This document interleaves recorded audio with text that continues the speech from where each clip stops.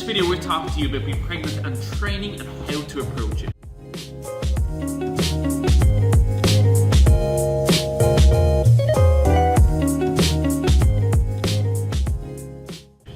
So the first thing is that you want to understand is, yes, you can train while pregnant, but make sure you get the go ahead from your doctor and that it's safe to do so. We currently have 3 ladies here who are pregnant and training within the group setting. The reason they're doing this is because it makes the recovery from having the delivery that bit easier. So when it comes to actually strength training, first things first is make sure you have a coach and you're confident in your coach, a strength conditioning coach, a personal trainer, that they know what they're doing. Are they educated?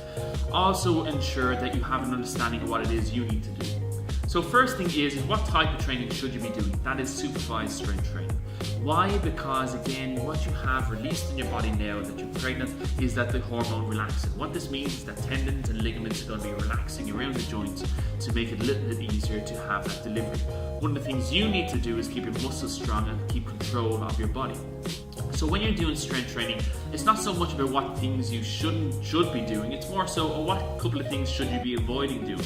So again, the first trimester is an early time, but again at the same time, the one thing that we usually advise clients remember this time is remember to be safe and keep it low risk.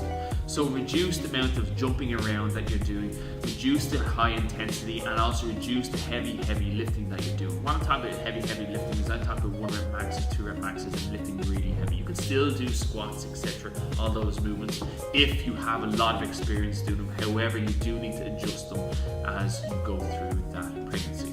So again, those changes, also remember the simplest thing, that body weight is increasing. Simple one that people always forget about is your body weight is increasing, so therefore you need to consider this, that the jumping around, jumping jacks, all those different things, burpees, may be part of it for the time being. Also understand is that with blood pressure, your blood pressure sometimes can decrease so as you go down. So it's important to remember this while you're strength training, to take it step by step and understand that these dizzy spells may be a sign that you are actually pushing your training too heavy when you're doing your lifting, but it's important again to the strength training.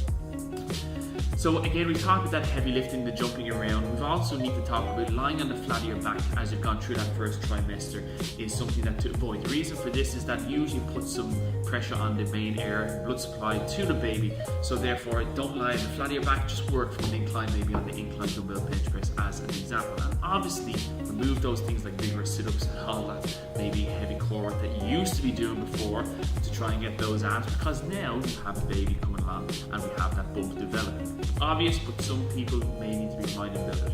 What strength training do we do? We have some key exercises that we're showing up here in this video in the top hand corner of your clams, your glute bridges, your split squats, single leg RDLs, and then different things like band pull aparts can be really good to strengthen your upper back, take the pressure off the lower back, and obviously the clams and stuff to strengthen the glutes, and also find your pelvic floor exercises. One of the cues that I saw and a really good way to actually engage your pelvic floor is imagine you jump into a swimming pool, and in that swimming pool there's loads of little eels, and what you want to stop them from getting into is any little crevice. So what you're going to do is squeeze as hard as you can to make sure that they don't get in there, hold for 5 to 10 seconds and relax.